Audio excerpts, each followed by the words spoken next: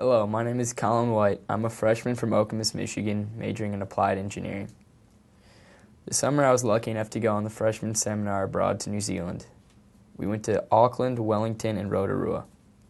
I was part of the zombie track. We studied sustainability and how science fiction is used to exemplify environmental issues that affect society today. We looked specifically at how zombies showcase the consuming nature of humans. On the trip, I was lucky enough to spend a lot of time interacting with the Maori, the native New Zealanders, and the Kiwis, who could be described as the Europeans. It was interesting to see the way the two cultures interacted, and sometimes the vastly different views the two cultures had on things like the environment. Going on this trip not only helped me gain a new understanding for other cultures, but also for my own. During the freshman seminar, I thought a lot about how the trip would affect my college life. I figured that it would be a lot harder to balance work and play. In New Zealand, we didn't have too much schoolwork. We had the occasional essay and daily readings, but nothing over the top.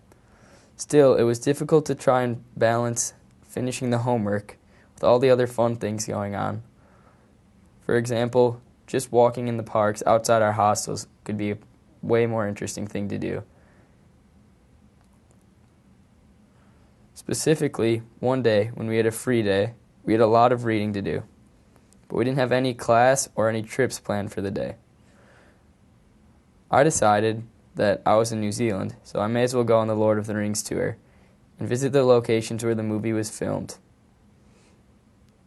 One place we visited was the Weta headquarters, which for those that don't know is the visual and digital film effects company that worked on all of the Lord of the Rings movies. The tour was amazing, and I got out of it what I wanted, which was an awesome trip that allowed me to experience Lord of the Rings in a whole new way. However, the trip took up most of the day, which didn't leave much time for me to do my readings.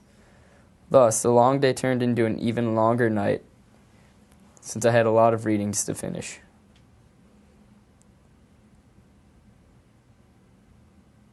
The experience helped me realize that although I definitely should experience fun things, like going to Rivendell, I still need to make schoolwork a priority, or at least make sure that I set enough time to finish my daily amount of homework. After a few mishaps like this, I began to understand the need to prioritize, and I developed better time management skills throughout the trip. As I said, I thought it would be much more difficult in New Zealand than in MSU to manage my time.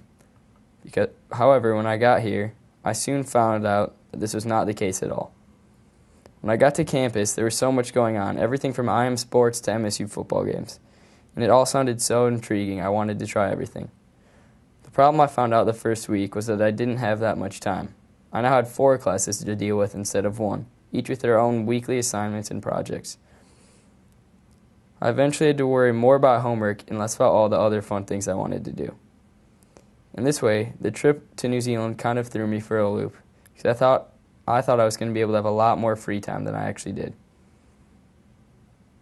Having recognized this relationship, in the future, I plan to use the time management skills that I did develop in New Zealand, but with the understanding that there is a lot to do on campus and a lot more homework, so I need to focus on setting time aside for my studies and a little bit less for all the other fun things to do on campus. That's not to say New Zealand was a bad experience or anything like that. The trip helped make the transition a lot easier. One way that it had a large impact was the network of friends and faculty that I made during the trip.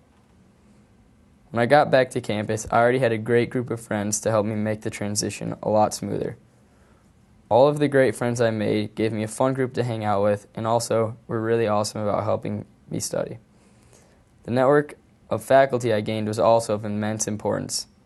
I now also have advisors who know not only who I am when it comes to school, but also the kind of person I am, and thus can help me make difficult decisions about schooling easier. In this way, the trip to New Zealand was invaluable, because I never would have created this amazing support network had I not gone on the trip. Considering the fact that I have this amazing network, but the workload here is a lot more intense than that in New Zealand, in the future, I plan to use my network of friends and staff to help me through the tough times. Right now, I've been mainly trying to get through on my own, but I now realize the value of my new friends and faculty. Some will be able to help me with tough assignments, while others will simply offer stress relief.